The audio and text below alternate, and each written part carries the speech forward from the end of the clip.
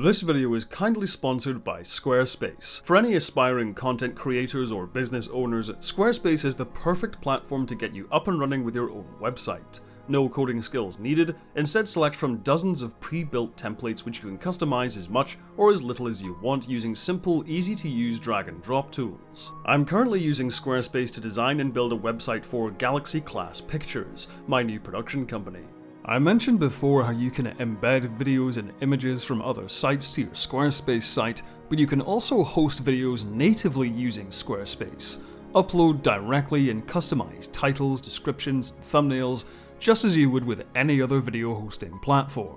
Follow the link in the description to start making your own website with your own domain name and use the promo code Rowan Coleman for 10% off your first purchase. Thank you once again to Squarespace for helping me keep the lights on over here. And now, on with the video.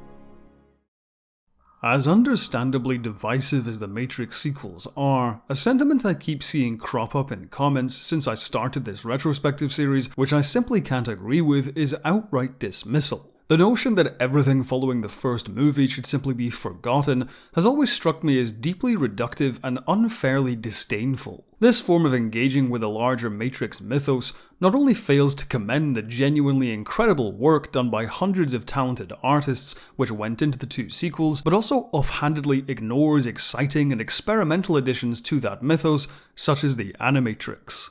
As the Wachowskis were mapping out their ideas for the Matrix sequels, an idea which interested them and producer Joel Silver was expanding the mythos in multiple mediums. Not only would there be more live-action feature films, but also video games and animation. The influence of Japanese anime on the Matrix was always obvious, thus it seemed fitting to return the favour to that art form by reaching out to some of the most notable figures in the industry to create an anthology of animated shorts. With screenplays or stories written by the Wachowskis themselves, they met with 7 directors who could bring these shorts to life. Mahiro Maeda was relatively new to directing when he was approached to work on The Second Renaissance. For most of his career, he was a designer working on Neon Genesis Evangelion among other things. His notable work as a director at that point was on Blue Submarine No. 6, a series which experimented with blending hand-drawn animation with CGI. Shinichiro Watanabe, on the other hand, was already a household name for anime fans in the East and the West due to his work on the critically acclaimed Cowboy Bebop.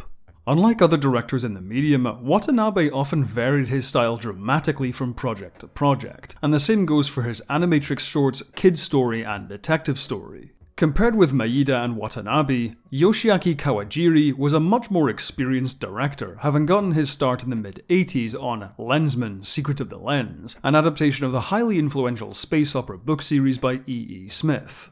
Other notable works of his include Wicked City and Ninja Scroll, which was one of the primary inspirations behind the concept of bullet time in The Matrix. He would write and direct the short Program, as well as write the screenplay for World Record. Takeshi Koike was something of a protege of Kawajiri's, directing World Record, which Kawajiri wrote. He would later direct the epic 7 years in the making sci-fi racing film Redline. Koji Morimoto, director of the short Beyond, had previously worked alongside the legendary Katsuhiro Otomo on Akira and the anthology series Memories. The animation talent didn't just come from Japan, however, as the Wachowskis also hired Korean-American animator Peter Chung, creator of the cult cyberpunk series Aeon Flux. The short Final Flight of the Osiris would be handled by the US division of Square Enix, or simply Square at the time, directed by visual effects artist Andy Jones. The actual animation of the shorts was mostly handled by each director's own respective teams, in Japan, Korea, and the US. For Final Flight of the Osiris, Square mostly used the same techniques they had used to create the film Final Fantasy: The Spirits Within a few years earlier. Motion capture with real actors combined with hand animation and visual effects for what was at the time a photoreal look. Other shorts also used CG animation but integrated it into the hand-drawn style.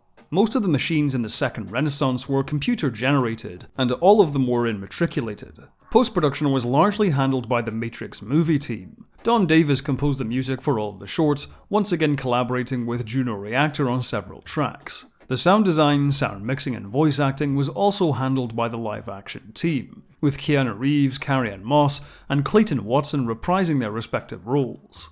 The completed anthology was later released in select cinemas and on home video in June 2003.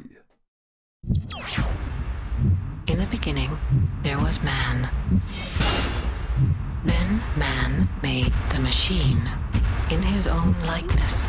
Thus did man become the architect of his own demise. The Matrix Reloaded and The Matrix Revolutions may be divisive, but I honestly think the Animatrix is straight up underrated. A showcase of some of the best and brightest in animation working at the absolute top of their game. Whether the viewer is compelled by the stories or not, the sheer depth of creativity and passion on display has to be admired.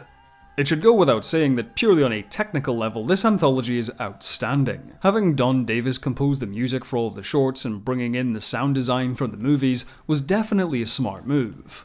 Each story retains the feeling and atmosphere which makes them unmistakably part of the Matrix, but the individual styles of each director makes each short feel totally unique as well. I have a real soft spot for animation of the late 90s and early 2000s when CG animation was just coming into its own. I'm really fond of movies like Treasure Planet, Titan AE, and Atlantis Lost Empire for their blending of hand-drawn and digital animation. It's a style which exists almost entirely because of the technology of a bygone era, and yet it also feels somehow timeless.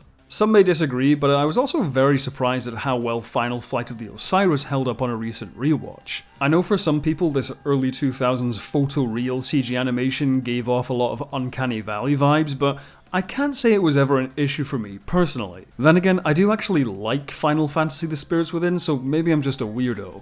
As well as enjoying the different styles of animation, it's also really enjoyable to see the Matrix universe viewed through so many different lenses on a purely design level. Entries like the Second Renaissance and Final Flight of the Osiris fit snugly into the established aesthetic of the movies. But then there's entries like World Record and Detective Story, which reinvent this aesthetic from the ground up. I love the hybrid of neo-noir and diesel punk in Detective Story, a digital world which feels strangely analog. It's been suggested that these shorts take place in previous versions of the Matrix, but then again Trinity is in one of them, so that doesn't really make much sense. Rather than attempting to explain these design differences in concrete terms, I'd rather just enjoy the artistry on display. In terms of storytelling quality, however, the Animatrix is less consistent, though I'd hesitate to call any of these outright failures.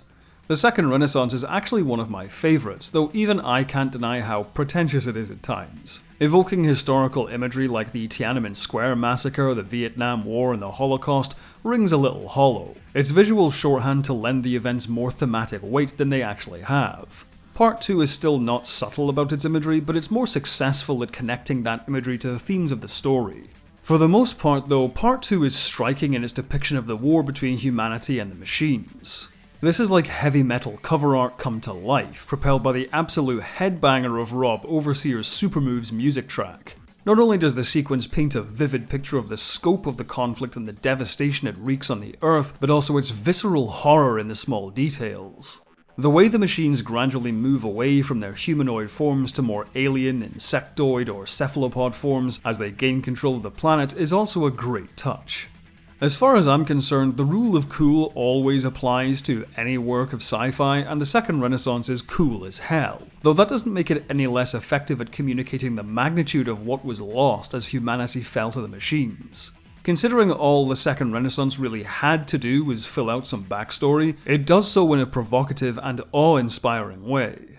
Other shorts in the anthology have a more personal approach to the Matrix universe. Entries like Detective Story, World Record, and Beyond work so well precisely because the viewer is ahead of the characters, at least they're assumed to be, which is what makes these stories all the more tragic. Private Detective Ash was on the cusp of discovering the truth, even winning Trinity's quiet respect before he's forced to give up his life.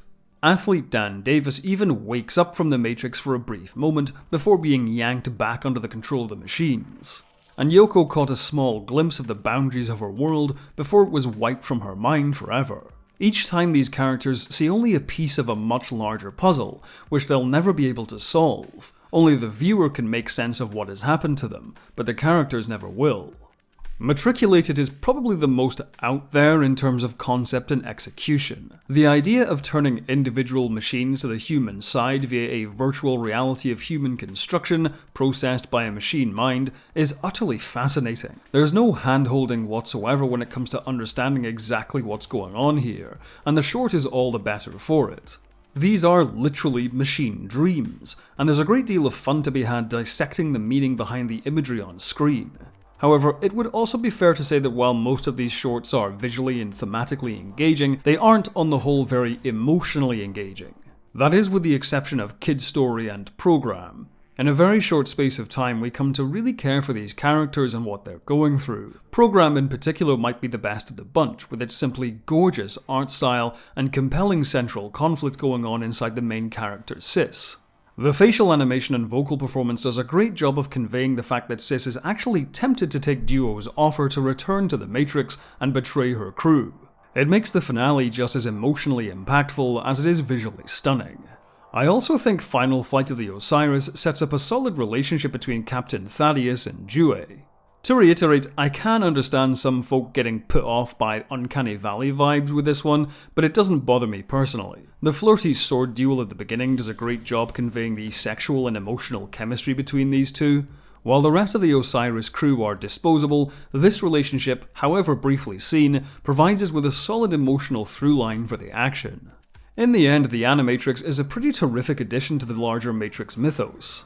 Excellent animation, thought-provoking concepts, and one-off characters with memorable designs and compelling journeys. While the 9 shorts may amount to a novelty for fans of the movies, what they represent as works of art is very exciting indeed. In terms of a legacy, the Animatrix doesn't really have one. It sold well on home video and was reviewed well by critics, but its pop culture footprint pales in comparison to the live-action movies. Even Path of Neo can be said to have a stronger following these days. Although it remains little more than a curiosity to most Matrix fans, its spiritual legacy is much larger. What I mean by that is, while not too many people remember the Animatrix, the goals of the Animatrix and the philosophy behind its creation has been replicated since, either consciously or coincidentally. Recently, both Star Trek and Star Wars added some animated anthologies to their mythos, and shows like Love, Death and Robots found genuine mainstream success. The influence of the Animatrix may not be directly responsible for these newer animated anthologies, but it was an early experiment which most certainly succeeded. Thank you for watching. If you like my videos, be sure to like, subscribe and share, and make sure to hit the bell icon to stay up to date with all of my new uploads. If you want to help the channel grow, join my Patreon or YouTube members using the links down below. There you can see videos early as well as some exclusive content. Speaking of which, I'd like to quickly thank all of my patrons and members who are now appearing on screen. Have a good one, and as always, live long and prosper.